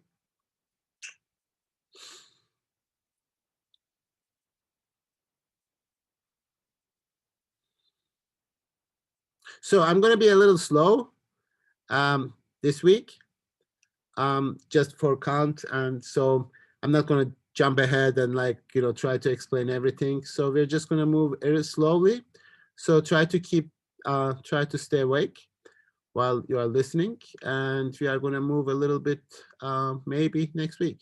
So this week is slow, but you still have to write the protocol. So. And like last week was like the most important week of the semester and the most sporadic attendance. Now everybody is here, so I feel a little bad. So.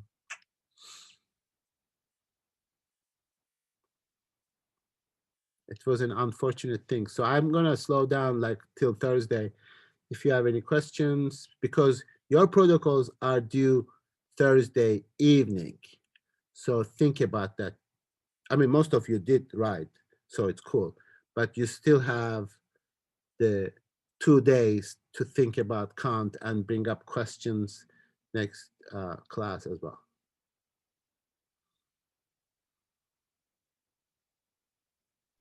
They're not due on Tuesday anymore? I mean, they were, you already submitted it, but the final version is on Thursday. Like today's Tuesday, right? So Thursday you have, now, yeah. I mean, if you don't want to change it, that's cool. I still grade your. So what I do is I go to the final version, grade all of them, and then go to the first version that don't exist in the final version, and I grade those. Obviously. Yeah, so, yeah. No, I know, but like, what if we don't submit it on Tuesday? Yeah, that makes me upset. You lose some points, but not all of your points. These are all 12 point each. So. Like percent? Yeah, I explained this all in the syllabus. after we changed it. So, Yeah. and then 16% is your participation.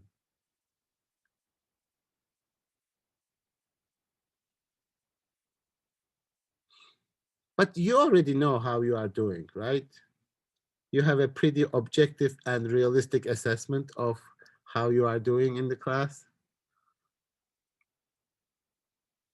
So don't blame me. Just like have a realistic understanding of how you are doing.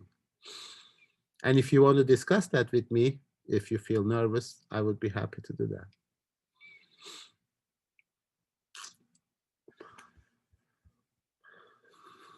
Okay, I want to stop. I'm tired. Yeah, so and I'll give you 2.5 minutes till the end. So Daniel, yeah, I'll stop recording here. Okay.